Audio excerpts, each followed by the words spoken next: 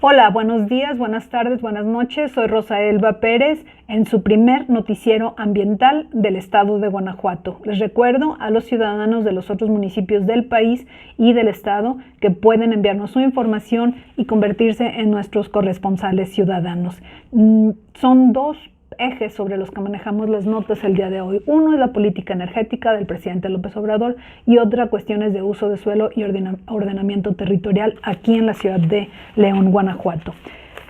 En primer lugar, el presidente hizo una visita el sábado aquí a Salamanca y resulta que nos está arrojando este dato que se redujo un 40% en los últimos 7 años la producción de productos petrolíferos aquí en Salamanca.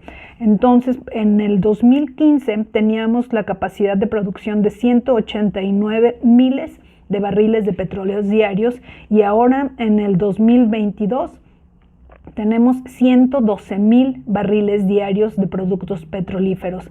Es decir, simplemente una disminución del 40%. ¿Por qué? Vamos a averiguar, vamos a hacer un poco de investigación y les diré, pero básicamente puedo decir que una parte del dinero de remodelación se va a dirigir a Ciudad Madero.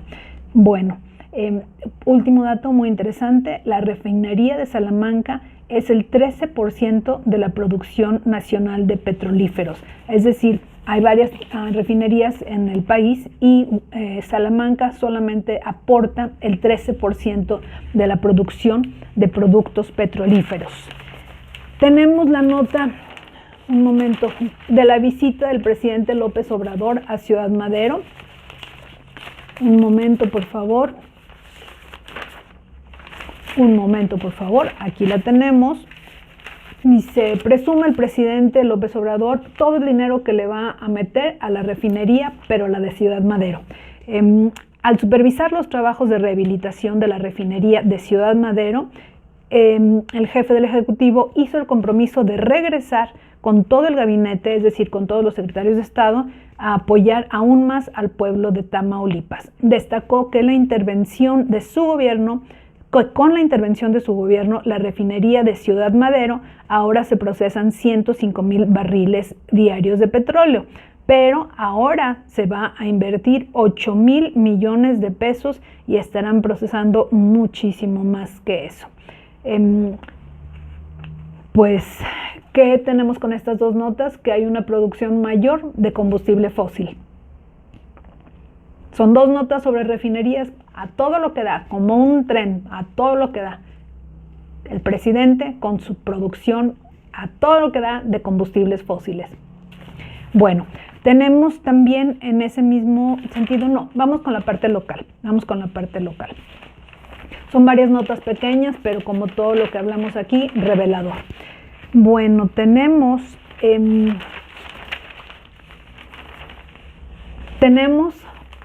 que hubo una rebaja de casi el 62% del uso de agua, del recibo del agua, en el estadio de fútbol León, aquí en la ciudad de León también. A pesar de que no ha sido aprobado por el Consejo de Zapal, el estadio de León adeuda casi 42 millones de pesos que se han acumulado en los últimos 12 años a lo largo de los diferentes dueños del estadio, ¿no? ¿Por qué? Pues bueno, plantea la nota que es por el desagüe, que están en muy malas condiciones, que produce también muchísimas fugas en todas las salidas del estadio. Ahora, los nuevos dueños o los actuales dueños, muy exitosos dueños, la familia Martínez, dice, ok, yo pago, yo liquido, pero solamente liquido 16 millones. ¿Por qué? ¿Cuál fue el criterio con el que los Martínez deciden solamente, entre comillas, pagar 16 millones? No lo sabemos, hay mucha información pendiente y eso fue exactamente lo que la regidora del PAN del municipio de León, Leti Villegas Nava, opinó, que simplemente va a esperar más información. Pues bueno, con eso nos quedamos con Zapal, uso del agua. Hay una nota suave Permítanme un segundito para quienes están fuera del municipio de León. Junto con Tijuana, León es la ciudad con el agua más cara del país. Entonces, por eso las notas que tengan que ver con agua institucionalizada son muy importantes para la comunidad. Bueno, y también Jalisco está también en ese problema, de tener que administrar su agua de una manera muy, muy política y muy audaz. Pero bueno, aquí tengo una nota suave, pero importante, creo. Dice, buscan 200 gatos, nuevas familias. Buscan 200 gatos, una nueva familia. Aquí y en todo el país, por no decir que en todo el mundo, el problema de los animales domésticos circulando por las calles sin dueño y en terribles condiciones de salud ellos mismos es un problema grandísimo. Aquí en el municipio de León hay un par de casas hogar para perritos y animales. Hoy aparece la de los gatitos y dice la dueña, que es la señora, permíteme un segundo, Sandra Hernández, y que tiene ya más de una década con esta casa hogar. Dice, hemos tratado de dar gatitos en adopción, pero no hemos podido bajar el número de 200, no por falta de adopciones, sino porque son más los gatitos que llegan que los que se adoptan. O sea, tienen 200 gatitos en esa casa hogar que se llama, ahorita les digo cómo se llama, gaticos tal cual. Es muy triste. Bueno, dice, así como Nick, otros 14 gatos habían sido maltratados y solo 4 pudieron sobrevivir, ya que los tenían encerrados en una casa en Irapuato sin agua ni comida. Por supuesto, ciudadano, podemos llamar al 911 a Protección Civil y reportar que hay vecinos que tienen perritos y gatitos o cualquier otro animal en condiciones terribles. Ahora, gracias a la ley nueva del estado de Guanajuato, los animales domésticos se clasifican como seres sintientes. Esto quedó en la Constitución del estado de Guanajuato. Eso, estimados amigos, justificaría perfectamente una propuesta que se ha escuchado entre los amantes de los animales domésticos. Dice, bueno, igual que como usted tiene su verificación ambiental obligatoria, así están proponiendo que haya una verificación de salud de los animalitos que estén en las casas. Es decir, pasaría Protección Civil o la Dirección de Salud para verificar que sus animales estuvieran esterilizados, a menos o incluyendo la firma de una responsiva de usted como propietario de que su perrito o su gatito está esterilizado. Es un problema muy grande, no solo en León, también en otras ciudades del estado. Bueno, tenemos una nota también, una nota esta no es suave, la de los gatitos sí fue suave, esta no es una nota suave, de hecho, a pesar del contexto, es una nota bastante fuerte, considerando los valores con los que se trabaja, no solo en México, sino en el centro del país, aquí en el Bajío, lo que se conoce como la zona del Bajío. Esa es una nota donde el arzobispo invita a tener gratitud. Dice, en su mensaje dominical, el Monseñor Alfonso Cortés Contreras indicó que aquellos que no agradecen a Dios rechazan a las personas que hacen el bien.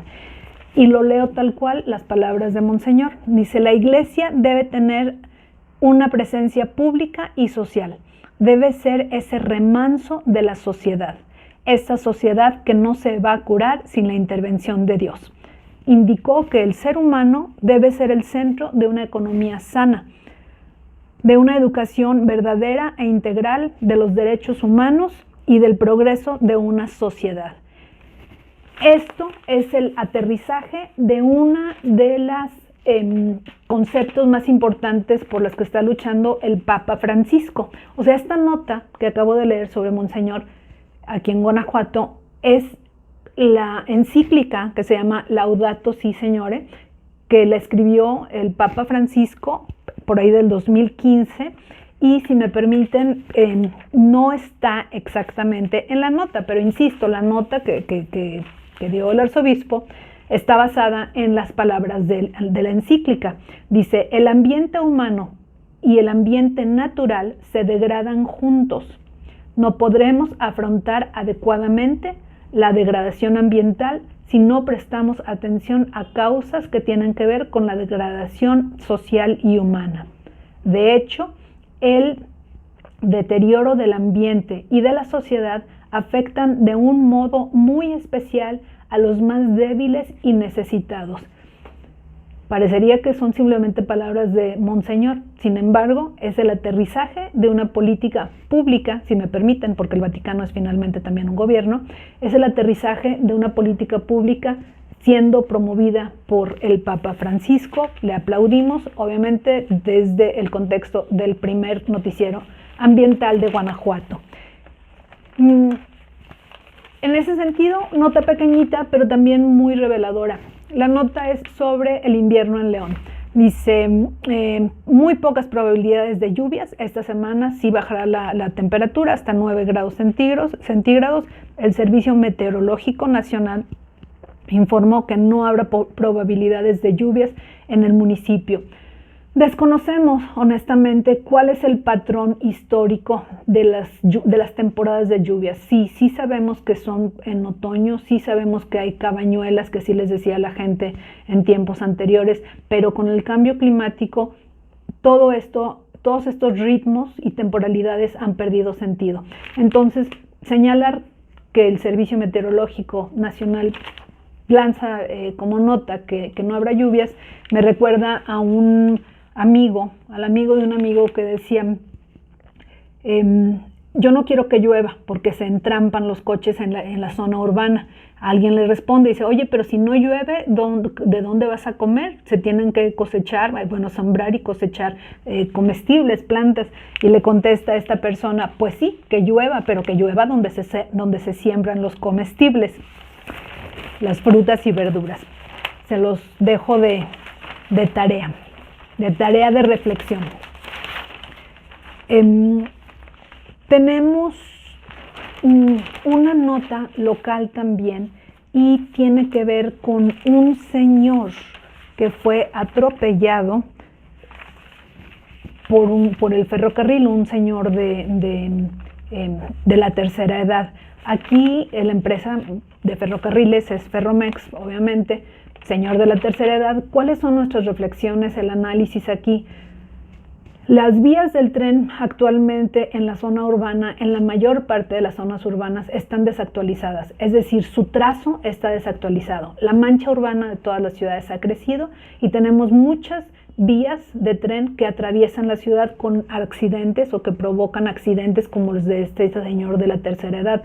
Me ubico en la ciudad de en la ciudad de León. Tenemos en la colonia, se llama Santa María de Cementos y es atravesada por la vía del tren. Aquí se reportan, hoy no lo tenemos en el reporte con nosotros en el noticiero ambiental, pero son continuos los accidentes que hay. Ferromex se niega a hacer cualquier tipo de túnel donde las personas podrían pasar por debajo de las vías del tren. Entonces, pues es un pendiente que tenemos. Ahora sí, pasamos a la parte nacional. La parte nacional, como ustedes saben, siempre va a involucrar al Tren Maya, pero tenemos dos notitas antes. Bueno, la Suprema Corte de la Nación indica que van a quedar en los últimos 2 meses de trabajo de la Corte Suprema, de la Suprema Corte de la Nación, van a quedar muchísimos proyectos pendientes en los que los ministros van a tener que dar sentencia. Dice, hay cerca de 20 asuntos relevantes para los cuales el actual gobierno no ha tenido sentencia y adivinen cuáles son 2. Uno es que aún está pendiente la sentencia, la reforma a la ley de hidrocarburos, que es la que amenaza con quitar permisos a las empresas privadas. Sí, todo lo que está ocurriendo en la discusión Canadá, Estados Unidos, México está entre los pendientes que no se han resuelto y que parece ser que en los siguientes 2 meses, que es el periodo de trabajo de la Corte, no ocurrirá. Y también se incluye dictar sentencia sobre un acuerdo presidencial que clasificó como de seguridad nacional todas las obras relevantes para el gobierno. Es decir, la Suprema Corte podrá decir si es válido o no que el presidente dictamine como de seguridad nacional estas obras. Las obras que decida el presidente. Ahora, yo les quiero decir una cosa, compartir una cosa. Esta posición o la posición política que tiene el Poder Judicial, y como la criticamos aquí en México, no es única de México. En Estados Unidos, por ejemplo, el presidente, que es el Poder Ejecutivo, nombra también a los ministros. Obviamente los nombra con aquellas personas, aquellos abogados que son afines en ideología a las del presidente. Así pues tenemos nada más que ella duran toda su vida, no duran los 8 años, creo que son, que duran aquí en México. Por eso allá los nombramientos son aún más importantes y por lo tanto no tienen tanta ideología partidista. Sí tienen ideología de izquierda, de derecha, liberales o conservadores, pero partidista no. Y desgraciadamente en el caso de México sabemos que 2 o 3 de los ministros han sido nombrados directamente por el presidente López Obrador por ser muy afines a la creación y al desarrollo del Partido de Regeneración Nacional. Bueno, ahora pasamos, por supuesto, con el tema de siempre, que es el tema del ejército. No es el tema de siempre porque sea permanente, sino que es el tema de gran trascendencia ocurriendo en estos tiempos. Bueno, dice, aumenta la Sedena los bienes inmuebles. ¿Qué ocurre?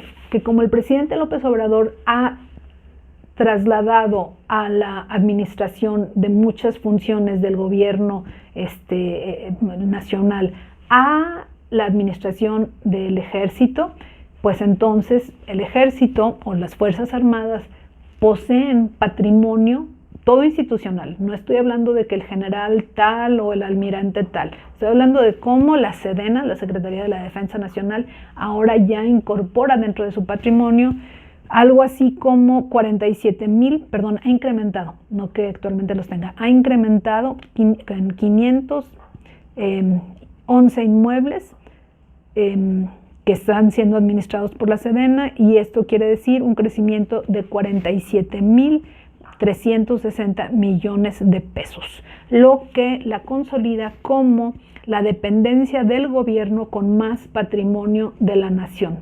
Es decir, si pensábamos, por ejemplo, que la Secretaría de Comunicaciones y Transportes, por ser la propietaria o administradora de puentes, carreteras, con casetas y demás, no. Sedena es ahora la institución del gobierno federal con mayor patrimonio manejado. Y aún así nos indica la nota que no se está incluyendo el valor del Aeropuerto Internacional Felipe Ángeles, ni tampoco los 3 aeropuertos que quedarán bajo la administración del Ejército, ni tampoco la administración de la empresa, así es, una empresa de la empresa estatal que será dueña del Tren Maya. Pues es mucho dinero. Aquí mi pregunta es si va a haber contrataciones para toda esta gran administración, y si contrataciones nuevas van a caer dentro de la esfera militar, con todo lo que eso implica. Por ejemplo, imagínense alguien de relaciones públicas, va a ser un mili de alguna de estas empresas ahora bajo control del gobierno, va a ser una persona de relaciones públicas _militar. No lo sé. Nuestro trabajo aquí es presentar la información y dejarla para su análisis. Cierra la nota. Dice López Obrador, el presidente López Obrador ha dicho varias veces que transferir los bienes y responsabilidades a las Fuerzas Armadas es para hacer más difícil que decisiones tomadas durante su gestión del presidente se puedan revertir en el futuro.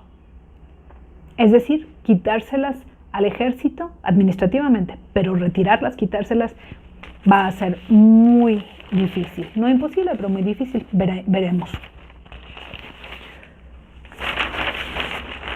Un momento, tenemos es que cuando platicamos de temas de política energética del presidente, vamos con una nota local.